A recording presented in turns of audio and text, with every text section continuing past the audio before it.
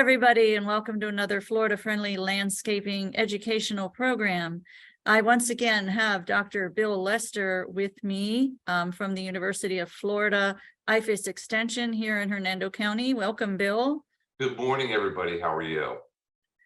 Dr. Bill's going to give us a lot of good information about the what, when, where, and why of Florida fertilizing. Here are our emails. I am LillyB Browning. I work for Hernando County Utilities in water conservation. My program is Florida Friendly Landscaping, and Dr. Lester, as I mentioned, is with the University of Florida IFAS Extension at Hernando County. Here are our emails. If you'd like a PDF copy of this program, so you have it in writing, or have any other questions, feel free to email us. My email is LillyB, L-I-L-L, two L's in the middle, Y, because my mother spelled it that way. No, LILLYB at hernandocounty.us. You can also reach me at Hernando County FFL for Florida Friendly Landscaping at hernandocounty.us. Or all the really hard questions about calculations, about fertilizing, they go to wlester@ufl.edu. These are the 9 principles of Florida Friendly Landscaping. Today we're going to cover number 3, fertilize appropriately. So let's get started with that. The first question is, why do we fertilize? Both Dr. Lester and I don't fertilize much. We don't fertilize our lawns very much at all, but you know, neither one of us live in deed restricted communities. And there are places where it is appropriate, and that is the third principle, to fertilize appropriately. So we want to teach you the way to do that. So the first question is why? What is the reason to fertilize? The answer is not because it says on my calendar that it's time to fertilize. That is really what it's not. Plants do require nutrients for growth and to maintain health. A lot of times the plants are going to find those on their own, but not always. So the needs of plants vary by species of plant, soil, geographical location, and time of year. Now, over-fertilizing not only is damaging to the plant that you're fertilizing, it is becoming damaging to our environment, because it's not just Bill out there, if he did fertilize his lawn, fertilizing his lawn. It's, you know, well, there's 180,000 last count I saw in Hernando County.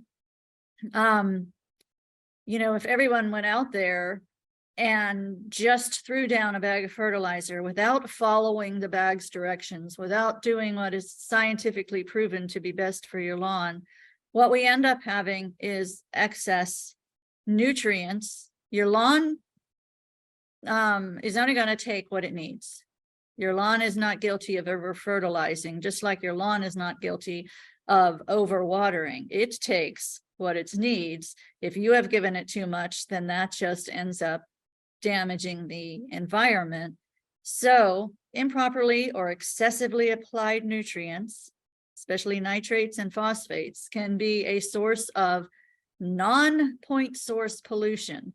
That's a word that we learn in our rain barrel workshops. Non-point source pollution means we can't point at who's causing this pollution. It's the everyday activities of everyday people building up to cause this this pollution problem.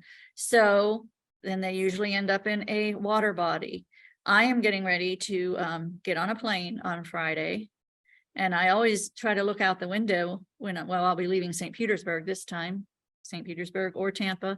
Look out the window, and what do you see? Water, water, water, water, water, and more water. And I'm not even talking about the bay, you know, on the left side as you're headed north. I'm just mean everywhere. You wonder, where do people live on land that I was just walking on? Florida has so much water, And it is very imperative that we care for that water. So these excess nitrates can lead to these algae blooms.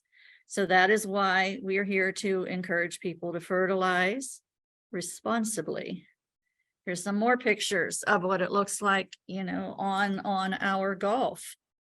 All those pretty swirly things, they're not really pretty at all. That is excess algae growth from nitrates. With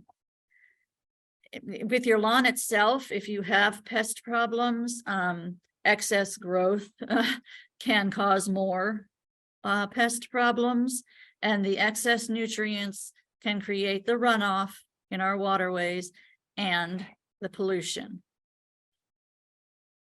So some of the proper fertilizer practices is the number one thing. Read that fertilizer label. I always say it's not a recipe. It's not Aunt Rita's recipe that you think, well, that's cool, but I'm going to do it a little bit different. I'm going to do it my way, so it'll be Lily's recipe. No, and when it comes to a fertilizer label, the label is the law. We always say that, and it sounds like we're being overly dramatic, but it is the truth. The label is the law. That is, how you're supposed to apply it by law, but it's also this most scientifically based way to get the most good. If you think, 1 pound of nitrogen per 1,000 square feet of lawn, that's what it says to do. I'm going to do 2 pounds. That'll be better. No, it will not be better. It'll cause problems with your lawn. It'll cause pollution problems. You want to store your unused fertilizer in a dry area. If you live on a water body, never fertilize within 10 feet. Citrus County has in their ordinance that's 25 feet within a water body. Use a spreader with a deflector shield. Dr. Lester will get into that to keep the granules from going into water bodies or impervious surfaces like the street or your driveway. Be sure your spreader is properly calibrated to apply the correct amount of fertilizer to the lawn area. Again, Dr. Lester is going to get into details about that. Always clean up spilled fertilizer. What this arrow is pointing at is fertilizer in the cracks there of the sidewalk where it's spilled. If you have a spill, never leave them on impervious surfaces for several reasons. One thing, they can damage cement and sidewalks and things like that. But once it rains, what's going to happen? Going to take those fertilizer granules, send them, into the stormwater runoff through the drains into our waterways, building up those issues of excess algae. Never hose them down either. Do not fertilize new lawns or new plantings for 30 to 60 days after planting. We think we want to give it a boost to help it along. That's not the way plants work. They're kind of a bit traumatized from just, being transplanted. Even your lawns, let those roots get established before you try to fertilize them. So, and there's no point of even trying to incorporate them like into the soil of your new plantings. You can add compost to new plantings, even sod, and we're going to discuss that at the end. Dr. Lester will cover it too. When to apply it? Not today. We'll get into our Hernando County fertilizer ordinance in a minute. In a few days you can, but not today.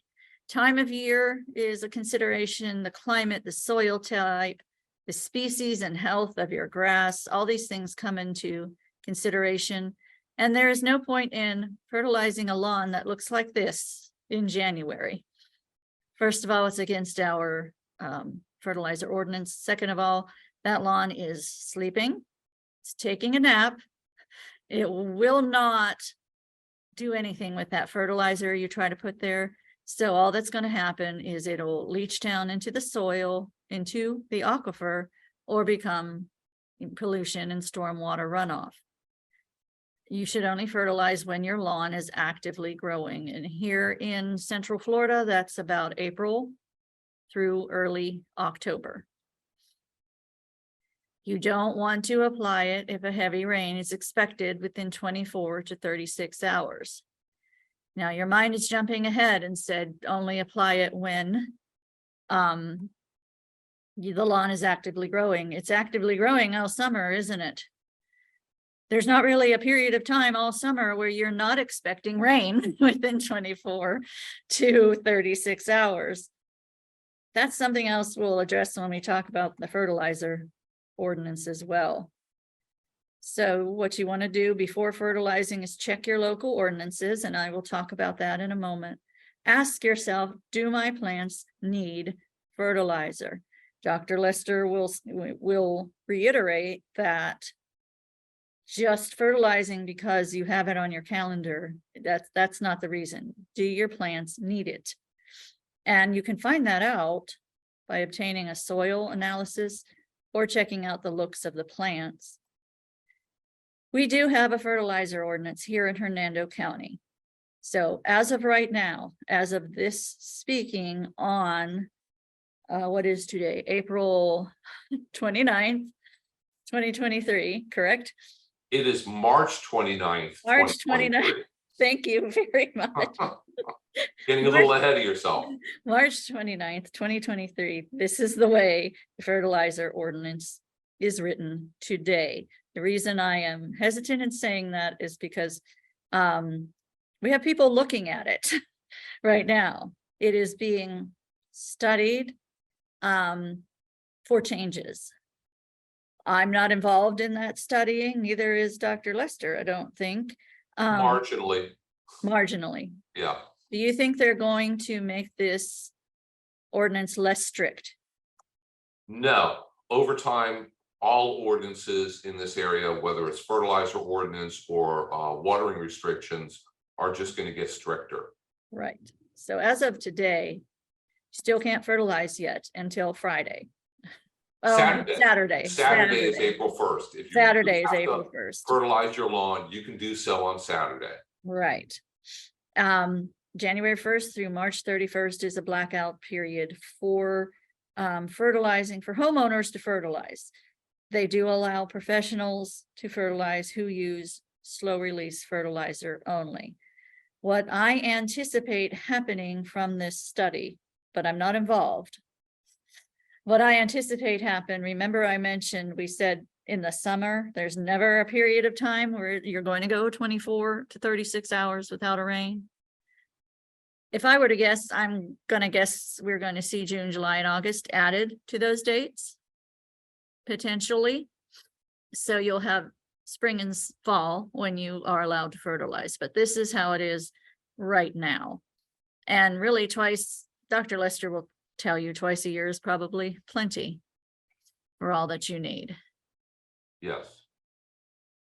As I mentioned before, we need to ask, do your plants really need the fertilizer? Many plants in the landscape may not even need it, and you don't have to do it just, preventatively. If landscape plants appear healthy and are growing and flowering, probably don't need to fertilize.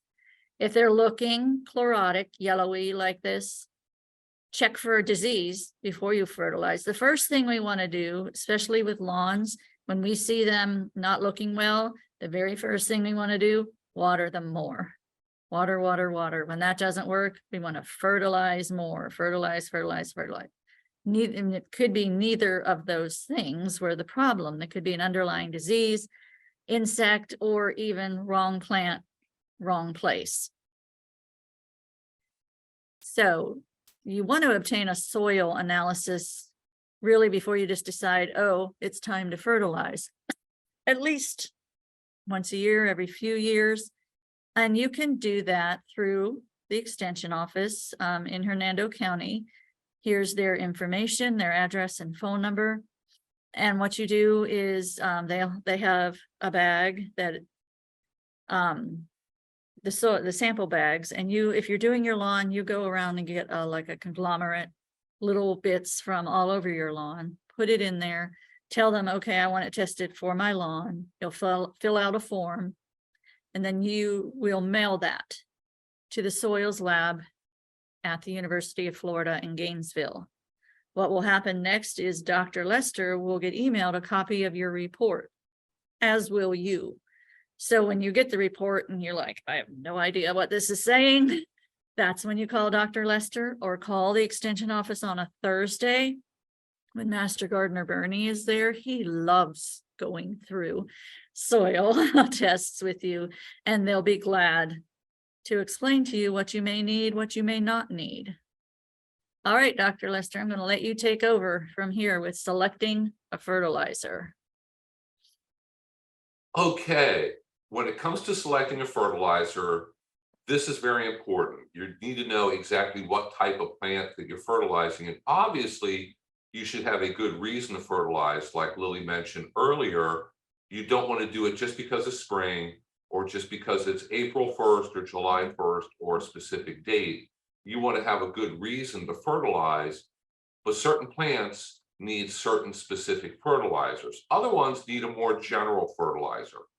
But fertilizers can be broken up into two main classes. One is a quick release fertilizer, and this is something that's either water soluble or granular fertilizer, that when you put it down and you add water, either you water, you irrigate, or it rains, the fertilizer granules, they're also called prills, vocabulary word for today, they dissolve, and the fertilizer is available to the plant's roots immediately.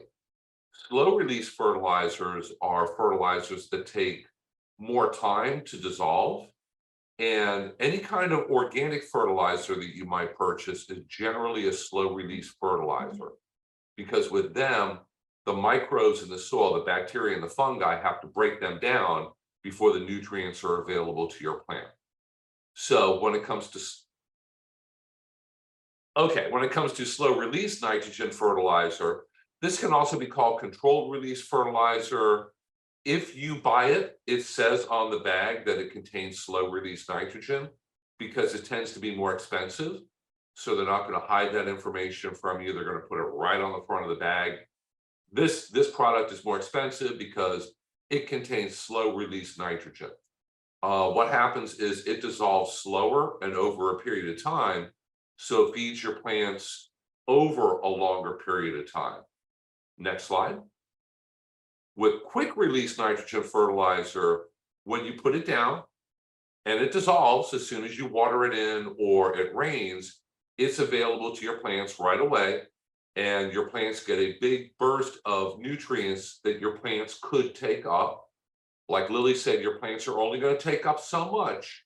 They don't take up all this extra fertilizer and put it in the internal pantry to save for later. They can only take up just so much at once.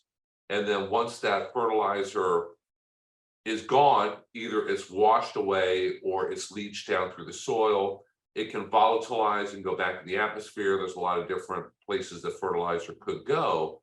Once it's gone, now your plants have no fertilizer once again. So there are situations where you want to use a quick release fertilizer, but most times if you can find a slow release fertilizer, that's going to be a better idea. They're also called water soluble fertilizers. These are also the ones that typically it's a powder that you would mix in water. They're all quick release nitrogen fertilizers. Lasts only 30 to 45 days. It may not even last that long. That's a function of rainfall, watering temperature. Temperature speeds up the process where the fertilizer goes goodbye quicker. Sometimes it's combined with slow release nitrogen fertilizers.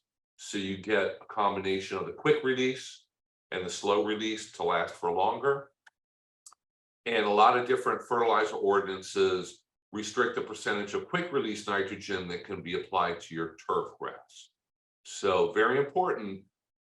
A lot of this information, if you live in Hernando County, that we're giving you applies to the Hernando County fertilizer ordinance. But if you live in a county outside of Hernando, be advised your county probably has some type of fertilizer ordinance, but it has different rules. They all tend to be a little bit different.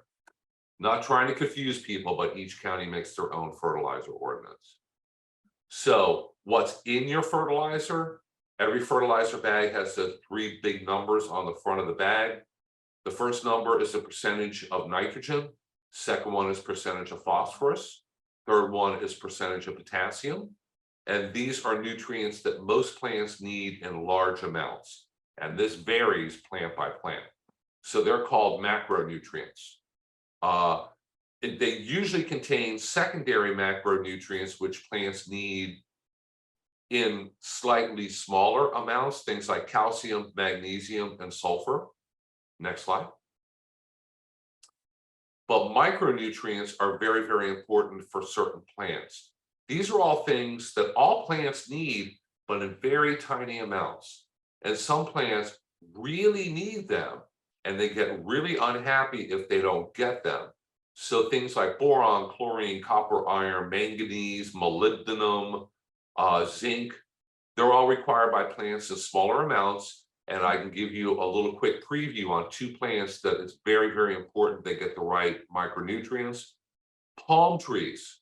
Palm trees need these different micronutrients. So if you have a palm tree, you want to apply a quality palm fertilizer for them because it's formulated to have all the correct micronutrients that a healthy palm tree needs. And citrus trees are also very fussy with their micronutrients. So you don't want to use a turf grass fertilizer or a general fertilizer or a Miracle Grow or something like that.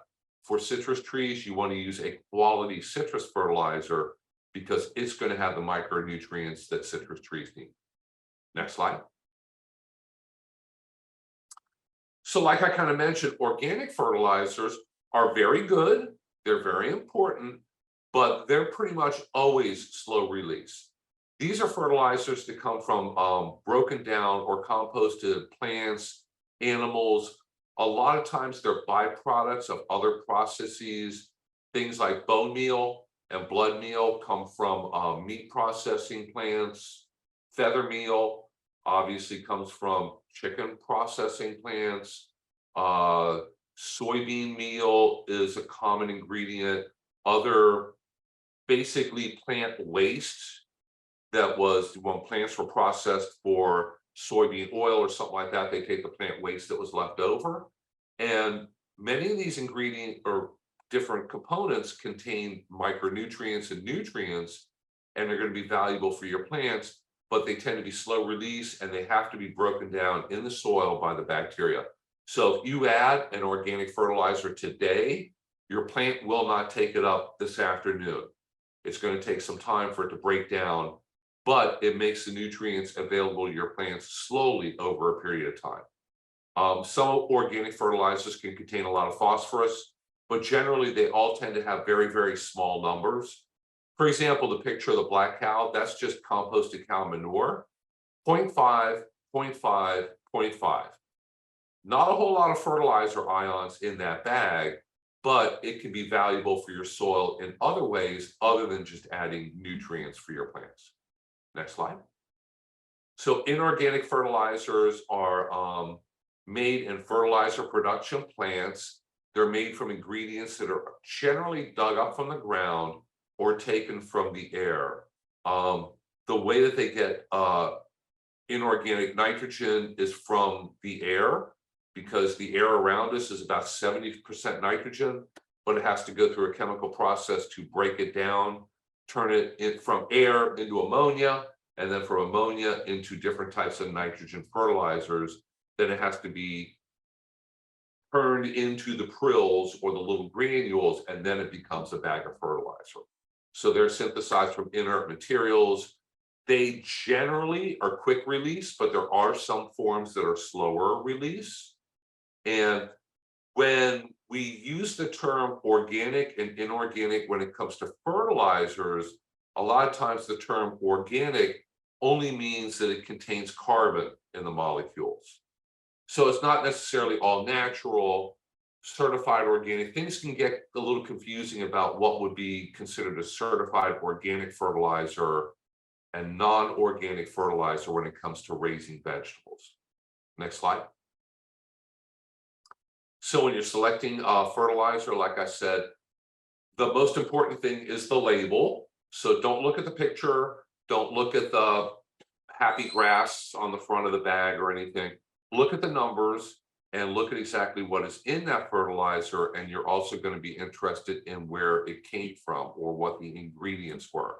So those three big numbers are the percentage of nitrogen, phosphorus, and potassium. And as you can see in this label here, with the nitrogen, the part that is slow release is going to be the water insoluble nitrogen, which is 7.5%, which is half of 15%. So technically, this fertilizer contains 50% slow release nitrogen and 50% fast release nitrogen.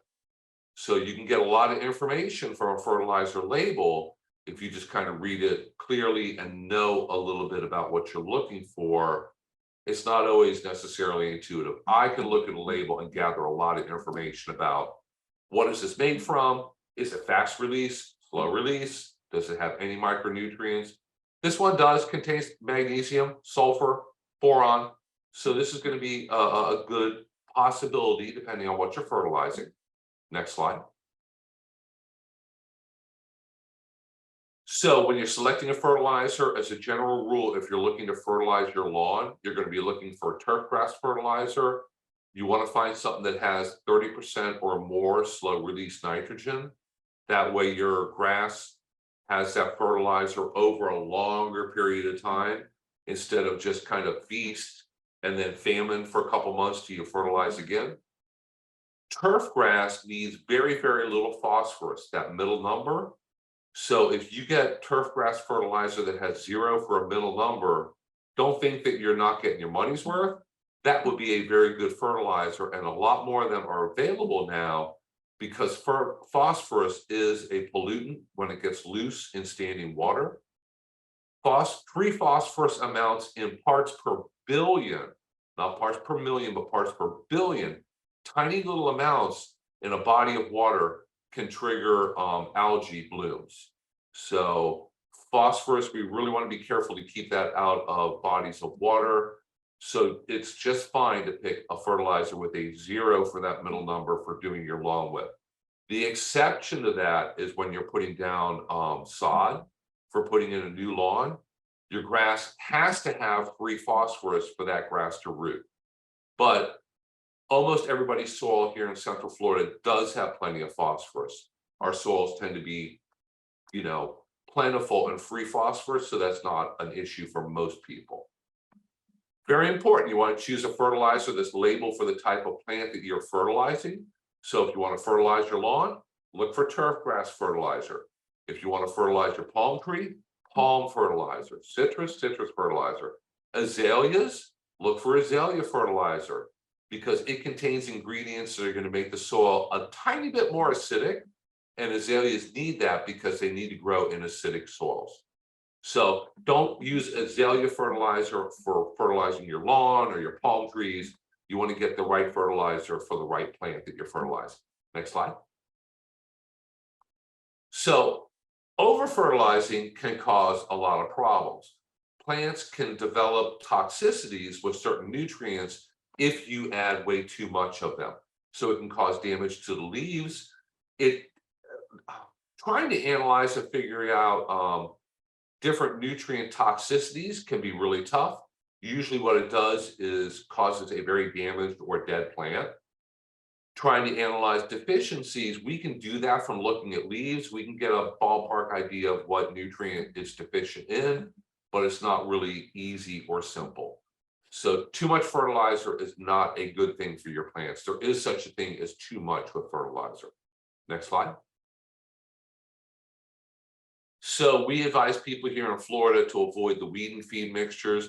I know they put plenty of ads on TV and radio, and they sound wonderful. Oh my gosh, it's going to kill all my weeds and all my dandelions, and my grass is going to grow and look beautiful. The kids are going to play on it. Doesn't work well here in Florida. First of all, we don't have hardly any dandelions here in Florida. That's a problem you had up north. We don't have that problem here. We do have plenty of weeds here in Florida. And we have wintertime weeds and summertime weeds. And right now, the wintertime weeds are all dying all on their own because winter's pretty much over. The summertime weeds are just now emerging and starting to come out. You need to treat for weeds here in Florida at a different time of year than when you're fertilized. So really February was the best time to treat and control lawn weeds for the coming summer. And you're not allowed to fertilize, and you don't need to fertilize until early April. So avoid weed and feeds. They really don't work very well here in Florida. The granular weed killer is not very effective in my experience. A liquid weed killer spot sprayed on the weeds at the right time of year is going to be much more effective. Next slide. So when you're fertilizing different landscape plants, you want to always think about right plant in the right place. So if you have bought a plant and put it in the wrong place, think a shade-loving plant like an azalea, a gardenia, impatiens, and you put them in full sun, not going to do well. And they are going to look bad. They're going to suffer. They're going to decline. They're probably going to die. And fertilizer is not your problem. So fertilizer is not going to fix your problem. So plants that are in the wrong place may start to show fertilizer deficiencies, but it's because they're in the wrong place, not because there's a lack of fertilizer or nutrients in the soil. Some plants are very fussy about the soil pH where they're planted. So a good example is if you were to go out and buy a blueberry plant and plant it in a high pH soil, blueberries need very low pH soil to grow in. First thing the blueberry is going to do is the leaves are going to turn yellow. It's going to have major nutrient deficiencies because the soil pH is too high. You can fertilize them all day long, and if the soil pH is too high, the plant cannot take the nutrients up because the soil pH is too high, and it's going to eventually die, usually pretty quickly. So you need to match the plant with where you're putting it, with the soil, and make sure everything lines up correctly. So you're going to look at the pH that's required for growing that plant well, the different nutrients it's going to need, the sun or the shade tolerance, and that way you're going to have the most success with plants. So because you have a nutrient problem doesn't necessarily mean it's a shortage of fertilizer. Next slide. Ornamentals. Most established plants really don't require fertilizer. So in a normal residential lawn, like you see in the picture here, the turf grass really only needs to be fertilized lightly once or twice a year. Almost all the different landscape material I see growing there really does not need to be fertilized after it's established. So all the different hedges and bushes and this and that, they don't need to be fertilized. Established trees, if you have an oak tree, pine tree, they do not need to be fertilized. Pine trees hate to be fertilized. It will stress them out and make them more susceptible to diseases and bark beetles if you do fertilize them. The palm trees I see in the picture are going to need to be fertilized, but just near the base, out as far as the canopy up top of the palm tree. And if you fertilize them with a quality palm fertilizer, gives them the micronutrients they need, and that landscape should be fine if you do that. Next slide. So fertilizing turf grass, very, very important. You know here in Hernando County what your irrigation day is. Here in Hernando County, you're only allowed to irrigate your lawn once a week. Other counties have different restrictions. Check with your county to find out what they are, because you don't want to be told what they are by a representative from your code enforcement department who may write you up with a citation or a ticket. A lot of counties do enforce this, and that is a possibility. So if you want to maintain a healthy lawn, it's a really good idea to kind of increase your lawn's natural drought tolerance. You do that through proper maintenance. The most important thing you could do is cut your grass high. Cut it as high as you can. Taller grass tends to, whatever height it grows to above ground, the roots grow to the same depth. Taller grass generally means deeper roots. Deeper roots mean your lawn is going to be able to catch water better than if it has short roots. So during a time of year when we're getting a lot of rainfall, really, really regular natural irrigation, go ahead and turn your irrigation system off. Just because you can water once a week doesn't mean you have to. During the summer, if it's raining every other day, turn your system off, save the water. Your lawn doesn't need 10 inches of water a week. I mean, we're growing turf grass here, not rice. And then frequency, watering your lawn less often, but putting down 1/2 inch to 3/4 of an inch each time is much better than watering it just a tiny bit every day, because that encourages really short roots.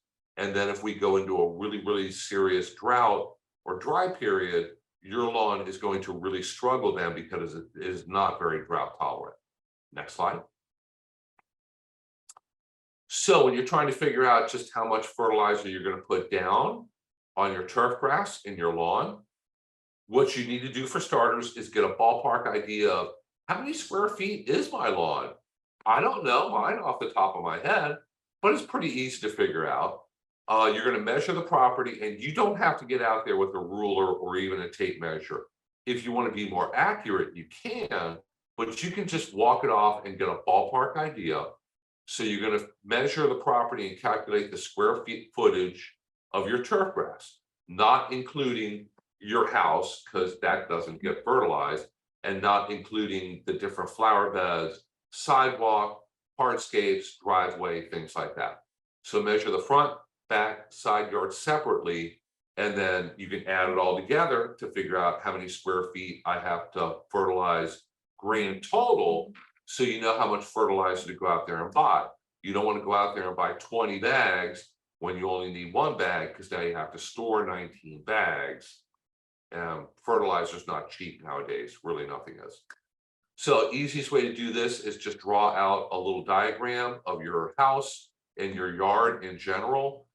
Break it up into easy to work with squares or rectangles. Walk off the length times the width. So the length times the width gives you the number of square feet in that block. You can add them together and figure out how many square feet approximately your whole yard is, or how many square feet this side of your house is, this side, backyard, front yard. And that gives you a good starting point about how much fertilizer to buy and how much you should end up putting down. Next slide. So if you have really weird shapes and curves and this and that, I know not everybody's yard is broken up into nice convenient boxes. Just estimate. Just get as close of an idea as you can. You don't have to get it down to, like, for example, this diagram here, the total is 612 square feet. If you got that to, it's about 600 feet, that's close enough for figuring out how much fertilizer to purchase, how much to go through when you fertilize. That's close enough, you know. Next slide. So you're going to calculate the application rate. There's all the information you need to know is going to be on the instructions on the fertilizer bag. And you're going to apply the number of pounds of fertilizer indicated for the square footage and the percentage of nitrogen in your fertilizer. So how much you put down is going to be based on the percentage of nitrogen in that bag. So if I'm fertilizing my backyard and I go to the store and I buy a fertilizer that's a 666, or if I buy fertilizer that's 20-0-20, I'm going to have to put down more of the 666 than I do 20-0-20, because 666 is only 6% nitrogen in the bag.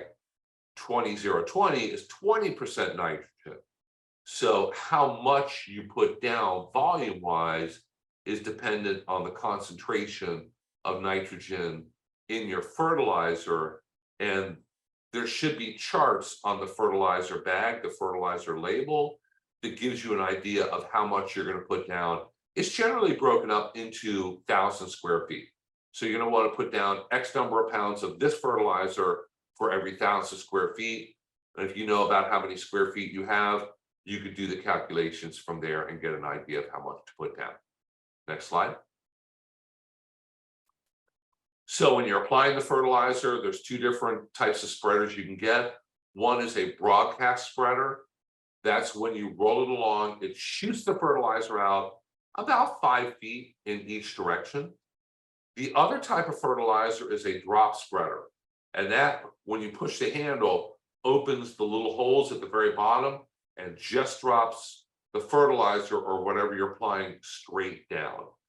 It tends to be more accurate and precise, but you have to cover every square inch of your yard with that spreader because it just drops it right below it. So if you go down, turn around and come back and miss a bunch, it will show in a few weeks. We're going to see some pictures about what that looks like when you don't evenly fertilize your lawn. But with a broadcast spreader, it's a good idea to get one that has a deflector shield. If you look at this picture, that's the little pan or wall on one side that blocks the fertilizer from shooting in that direction. So if you're walking along with this fertilizer spreader and your driveway is on your right-hand side, now you're not shooting fertilizer onto the driveway. So you don't have to clean it off. So that makes things easier. Let's say you live on a retention or on a waterway. When you're fertilizing, keep that shield on the side where the water is. Now you don't have to worry about shooting fertilizer into the retention pond and causing it to turn green in a few weeks. So getting a spreader with a deflector shield can be a really good idea. Next slide. So when you apply the fertilizer, make sure you go over everything completely. You see in this picture here, somebody fertilized in strips and then missed strips. And then when the lawn greened up, it's really, really noticeable. So nobody wants to, unless you're trying to put stripes on a football field or something like that, you don't want to be doing this. So go down and make sure that you get even coverage on the entire lawn. It's a good idea to break your fertilizer up. Just put half in there, go over your whole lawn very lightly, and then put the other part down going in a different direction. So if you go lengthwise and then widthwise, side to side, you know that you're getting good coverage over the entire lawn, and everything should green up evenly instead of in stripes. Next slide. So with spreaders, you want to, when you get done with your spreader and you want to clean it, let's say you want to hose it off, you want to put things away back in the garage clean, that's great. Do that over the lawn. That way any excess fertilizer you wash off goes into the grass. You want to either sweep or blow, if you have a blower, the fertilizer granules off of the sidewalk, the driveway, everywhere where it shouldn't be, back into the lawn. If you leave fertilizer prills on your sidewalk, when it rains, the iron and other minerals in it can stain your sidewalk. So you get these little different colored spots and dots on your sidewalk. Might get in trouble with the HOA. Now you're going to have to pressure wash it, and that's even more work. So clean the fertilizer off the sidewalk and driveway. Next slide. And the potential for leaching or runoff with those fertilizer nutrients is directly related to the amount of water that gets added to your lawn after you put down the fertilizer. So very, very important for a lot of fertilizers, after you put it on your lawn, you have to water it in a little bit to make it dissolve and go into the soil, because if it sits on the surface for too long, certain types of nitrogen can volatilize, which means they change chemically, and a lot of that nitrogen is lost into the atmosphere. And you just wasted your money because the nitrogen did not go into the ground to the grassroots where you want it to go. So read the label on the fertilizer. If it says after applying this, you must water in with a 1/4 inch of water, put down 1/4 inch of water, measure it with a tuna can or a rain gauge or something to get it dissolved and into the soil just a little bit. Too much water and it's going to wash away. You wasted your money. No water, and if you don't get any rainfall, you don't water for a week or two or whatever, the fertilizer is probably going to be lost in other ways. So all that information is on the label, and it varies by type of nitrogen that's in the fertilizer. Next slide. So what about all natural fertilizers? Things like compost, manure, composted mushroom, compost. You can get bags of that also. They are all great for a lawn. They do contain a certain amount of nutrients, but not a huge amount. The benefit of these is they build your soil up and they add to the sandy soil and help your soil hold water and nutrients for much longer. Because pure sand doesn't hold water for long at all, doesn't hold fertilizer nutrients for very long at all. The nutrients don't bind to the sand granule, but compost and organic matter, fertilizer nutrients do bind to them and stay in your yard for longer, which is a real bonus for your lawn and also for the fertilizer. And you can put down compost or manure or compost of mushrooms any time of the year you want. This is not regulated with our fertilizer ordinance or with any fertilizer ordinance in the state of Florida, to the best of my knowledge. Double check that before you get in trouble. But putting down compost is not the same as putting down fertilizer, even though it does contain a little bit of nutrients. Next slide, please. I think you've got it pretty covered. Thank you. Okay. Thank you, Dr. Lester. There was something I wanted to add about this one when it comes to Hernando County and our watering rules, because I have been getting a lot of phone calls lately, had one just this morning. Well, number one, they really shouldn't be fertilizing themselves until April 1st. We have established that. But if you are doing this yourself, and you do have, it says you have to water it in that 1/4 of an inch. How do you work that out with our watering restrictions? Easy. If you're doing this yourself, plan to do it on your watering day. Otherwise, you could get cited from code enforcement, and that has happened to several people who have called me. So it's a pretty easy workaround. I want to do this fertilizing myself, therefore I better schedule it on my watering day, and maybe, do it in the late afternoon, so I'm not watering it until after 6 on my watering day, and you'll be golden. Nobody, will bother you. You can't get a professional, of course, if you have professionals come to do your lawn, to say you must come at my watering day and time. So they'll give you a little sign, and they will date that sign so that you can't use it, every day, but they'll date that sign and say a chemical treatment, fertilizer, whatever was used on this lawn, and they need to water it in. You put that sign out for that day, and, code enforcement will not bother you at that point. So that's how it works. If you are doing it yourself, do it on your watering day. And while we're talking about the watering restrictions and why I'm getting so many phone calls, and you're probably reading Facebook chat groups and neighborhood groups, and there's a lot of chatter about, I got $100 fine, I got $100 fine, I didn't know, my neighbors are turning me in. Your neighbors are most likely not turning you in. What is different now, and since January, is that code enforcement, the code enforcement department, they are the ones who give the citations about, people who violate the watering rules. They have hired more staff to assist with, cracking down on our watering rules. That's what's happening. So people need to really stop thinking they're going to get away with, not following our watering restrictions, because this extra staff is also splits shifts so that they are working weekends and evenings too. So spread the word to your neighbors, start following the rules, because there are no warnings. If they catch you violating, that's the first time is $100 fine.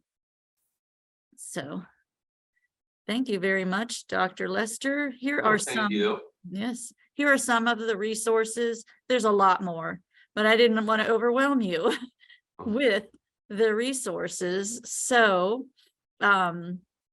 here are some. If you go to this Florida Friendly Landscaping page about principle number 3, fertilize appropriately, you can go from there to many places where the University of Florida has publications, information about fertilizing from your lawn to Bill touched on palms. Palms are very picky, very specific.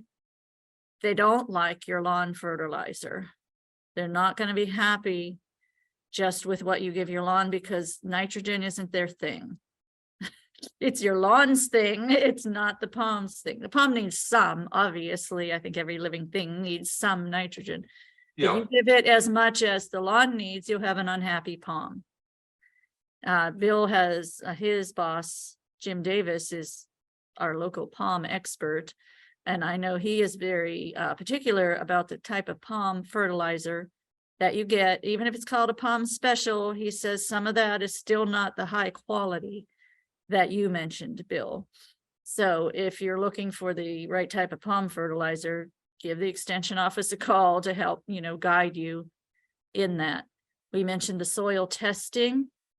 You can go to your extension office in your county and get the form and the bag.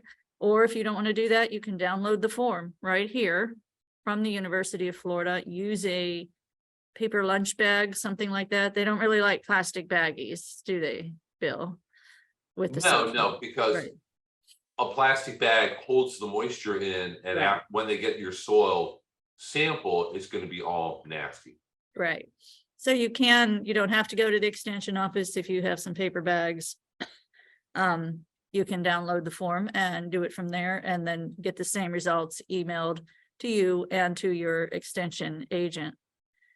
On Hernando County Government YouTube, I don't remember if this is on yours or mine, Bill, but here is the link to information about Hernando County's fertilizer ordinance, fertilizer follies, information about fertilizing in general. So if you want to watch the two worst actors ever, Very entertaining video.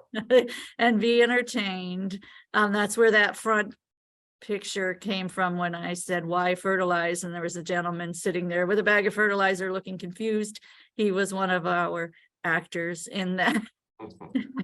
It was Dr. Strickland in that program. And he was actually one of our paid actors, didn't show up. So he was there and he was improvising that whole thing. Here are our emails again. If you have questions, want some follow-up, we tried not to overwhelm you with this, our program, but also get the information that you need. And basically what we want you to know is I don't think there's very many plants out there, maybe a palm, maybe, that is going to die from under fertilization. Do you think there's anything out there that would, Dr. Lester? Generally, no. They may not perform as Right. well as you want them to, not being fertilized. Have there been You need to plants? think about what your goals are first, and is fertilizing necessary to achieve those goals? Have there been plants, including lawns, that have died from over fertilization? Yeah, we see nutrient toxicities, and over fertilizing will cause more problems than what you're trying to cure by fertilizing. Yes. And that weed and feed that he mentioned, the University of Florida does not at all suggest that you use that here in Florida, because it's two different applications that should happen at two different times. You should have already treated, if you're worried about your spring weeds, should have treated for them, February, something like that. Yeah, with the pre-emergent, Right. there are things that you could do with post-emergence, or right now, once we start to get up into summer when it's really hot, you don't want to use any kind of weed killers on your lawn because it could kill your turf grass. And a lot of times does kill your turf grass. Right. Once we are regularly over 85 degrees, which I think we're already there. Yeah. It won't be long. Another Yes. week or so. Spring lasts for about a week before we go into summer. As Dr. Lester said, it changes the chemicals in some of these herbicides. So it doesn't know the difference between what you want to kill and what you don't want to kill. So it'll kill it all. Also, January, February, March, when you should be treating for weeds, you should not be fertilizing. It's against our fertilizer ordinance, as well as I think we established the plants aren't taking it up during those semi-dormant times here in Central Florida. So that is all I have for you today. So we do have classes coming up. Just watch the Facebook, for those classes that will be coming up. It might be a couple of weeks before we do one on a Wednesday again. And we also invite everyone to, on April 22nd, we're having an Earth Day celebration at the Hernando County Master Gardener Nursery from 9 to 12. Their address is 19490 Oliver, that's Oliver Street in Brooksville. And we're going to have plants for sale. Obviously, the garden there always has plants for sale. We're going to have Audubon will be joining us, Hernando County Stormwater, Hernando County Mosquito Control. Not sure whether they're bringing their humongous mosquito or not. We'll have classes on macro photography of all the wonderful flowers and insects that can be found there at the nursery. Gonna have a class on native plant propagation, as well as a pruning demonstration. Dr. Lester and I will be there. I will be distributing rain barrels to people who participate in a Thursday evening virtual class that Thursday before. Kids crafts. We're going to have all kind of fun things going on there. So come again, join us on Earth Day, April 22nd from 9 to 12 at 19490 Oliver Street in Brooksville. And thank you, everybody, and we will see you again. Join us tomorrow for the virtual plant clinic, where we answer questions just off the cuff that people send in to us. You can find the link for that. That's at 10 o'clock tomorrow, and you can find the link for that on Bill's Facebook page, Hernando Extension, as well as Florida Friendly Landscaping in Hernando County's Facebook page. I'll get that link up there as well. Thank you, everyone, and have a wonderful Florida friendly week. Thank you.